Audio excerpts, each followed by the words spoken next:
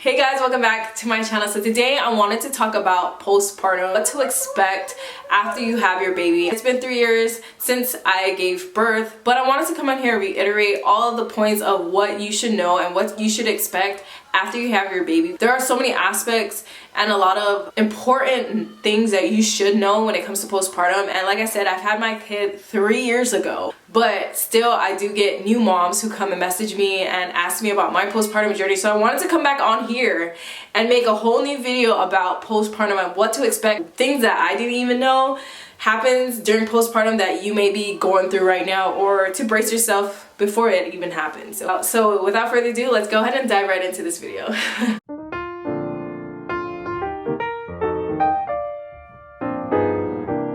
One of the main things that I want to talk about is adult incontinence. During a first pregnancy, 1 in every 3 women can actually experience stress incontinence, and nearly 2/3 of women actually experience bladder leakage during their lifetime. When I was trick-or-treating for Halloween with my kids, I remember I was pregnant with Korra, and I remember I sneezed. Guys, I could not hold my pee. I ended up peeing on my Halloween costume. I didn't even know, even during pregnancy, that I would be peeing on myself. And only until now, after I had my baby, I actually realized, like, wait, there were ways that I could have prevented changing my underwear, where I could have wore like a pad. Arm & Hammer actually came out with Fresh Start bladder leakage pads with odor control, and these are pads that you can pack for pregnancy and postpartum. And these are different from actual menstrual pads because it actually can hold like a half cup of liquid compared to, you know, your regular pads are for heavier type of liquid. It has no skin irritating dye and nothing of any harsh chemicals in it, and it is also fragrance free. If you guys are interested and want to take a look for yourself, check the link down below to the Fit Right Fresh Start on my Amazon link, and 20% off of products will be applied at checkout. So go ahead. Now the next thing I want to talk about is mood swings. When a lot of people think that once you have your baby it's all like sunshine and rainbows and it's just pure happiness, pure bliss. But that's not really the case for some women. I know for me, when I had my first and my second, I was fine. But once I had my third one, I feel like everything started to creep in. I was frustrated, I was annoyed. Sometimes I didn't want to be near my child. It was just all those emotions can be very overwhelming for me. And I was getting really agitated, and I was telling my husband, like, this is just too much, I can't even sleep. And he could see my frustration. I even told him, like, I don't even want to deal with her right now. It's these mood swings that we can't control, so therefore we do need to go out there and seek help. So when it hits you, you don't realize that it is a problem until you actually start to like see yourself, like you don't want to get out of bed. You get all these negative feelings out of nowhere. Postpartum depression is serious, and it is something that needs to be talked about more. And just be aware of that, be mindful of that. Sometimes, like I said, when it happens to you, you're not aware of it happening until you actually have someone say, hey, like, are you sure you're okay? Do you need someone to talk to? And actually talk to someone, because talking to someone actually makes you feel so much better. Moving on, another thing that I want to talk about is that some women, oftentimes they go back to the pre-pregnancy weight, and oftentimes some women don't. For me, I never really went through going back to my pre-pregnancy easy. I know with my first I did, but when it came to my second and my third, I did not go back to my pre-pregnancy body. It actually took me some time. Like, as you guys can see, it's been 3 years, and I'm only now starting to feel comfortable with working out and getting back to my normal routine. I know every time I show you guys videos, I would be consistent, but sometimes I wouldn't even be consistent because I would always have that body dysmorphia where I'm like, oh my gosh, my body isn't good enough, or I feel like I'm not good enough, especially after having kids. I know my belly isn't the same, and that's another thing that I noticed after having kids is like my stomach isn't the same, and I can't do anything about it. I mean, sure, I can get plastic surgery, but do I really want to go under the knife just to fix my tummy? No, I don't. So that's just something to accept when it comes to postpartum and having to deal with your body and having to understand, like, you just created a new human being. We have to remind ourselves and be gentle with ourselves, because if we're not, it really can get to us. Don't be in a rush to get to your pre-pregnancy body. I know people post so much on social media where it's like, oh my gosh, look at my body, it's back. Oh my gosh, look at her, she looks so good after having a baby. Not a lot of people are like that, realistically. So the next thing I want to talk about when it comes to postpartum is hair loss. Hair loss is a big thing that I've been getting. A lot of girls have been asking me, like, hey Sam, I've recently had my baby and my hair is falling out. What did you do? Prenatal vitamins is something you should take during pregnancy, but they also have postnatal vitamins that you should be taking. It is important to be taking some type of vitamin after you give birth, because you still need to get the recommended vitamins back into your system. And I know sometimes after you have your baby, you're not able to wash your hair, and that's fine. Just make sure you put your hair in a protective hairstyle, oil your hair. Sometimes we don't have time, especially if we have baby and our hair is just in a bun. And of course, it's normal for us to experience hair loss because our hormones are out of whack, especially we just had a baby and it's trying to balance itself out. I went through it. It does get better over time. So don't even think like, oh my gosh, my hair, I'm gonna be bald. No, it's all gonna grow back. It's just right now you're in a phase of your life of having a baby and your hair falling out. So it's all a transition. It's like all a little journey of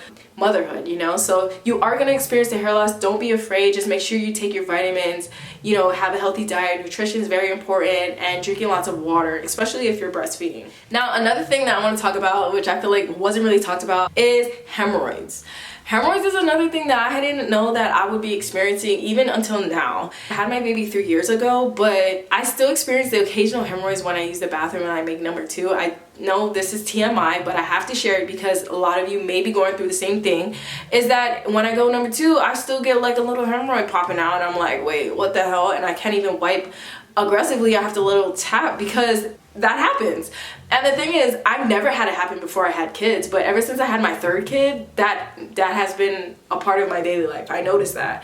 And it's nothing I can change because it goes away, but it does happen. And that's another thing that you have to be aware of. Hemorrhoids. Hemorrhoids happen after you have your baby. When you're having your baby, hemorrhoids can just start popping out and you're like, oh my gosh. I know a few times where I had my hemorrhoids out after I had baby number 2. And when I had baby number 3, I was like, when it happened, I was like, what the hell is this? You know, like what the heck just came on my butt, you know? And I didn't even know like you have to be careful down there because it can really damage some stuff, you know? You have to be very careful. Lukewarm water, make sure you got the creams and all that good stuff. I just wanted to let you guys know that that does happen and it is normal. It gets infected and stuff, you gotta go to the doctor, okay? It can't be out there, you know, doing the thing because that does really hurt. But yeah, hemorrhoids is another thing that you have to deal with. Another thing that I want to talk about, because a lot of women actually have reached out to me with skin discoloration. Skin discoloration, guys, is normal. Around the stomach, under the pits, your face, like you get this discoloration, and it's just normal. It's crazy because a lot of things can happen in your body, and all of a sudden after you have your kid, it just goes away. I had the darkness on my underpit. I had this darkness in my stomach. It's all gone now. So yeah, it may be happening to you right now, but over time, eventually it goes away, guys. For me, I use like body soap to help lighten the stomach area. I use like a scrub to help scrub the stomach area because it can be like a little bit of dirt mixed too on your stomach. But yeah, just exfoliating your tummy a little bit and as well as your underpits helps a lot, guys. So yeah, diastasis and pelvic floor issues, those two do happen after postpartum. Diastasis is pretty much the separation between your abdominals. So whenever you see someone with abs, you see like that space in your stomach. I have a few videos about it, but diastasis recti happens a lot. I too still have diastasis recti, but it's not as bad. It has gotten better. You have to do like certain exercises to help bring it back. And another thing is pelvic floor issues, such as prolapse. Prolapse is pretty much your uterus coming out through the vagina. There's different stages. I had no idea there was different levels of prolapse. I know my friend was telling me she had prolapse and I thought I had prolapse.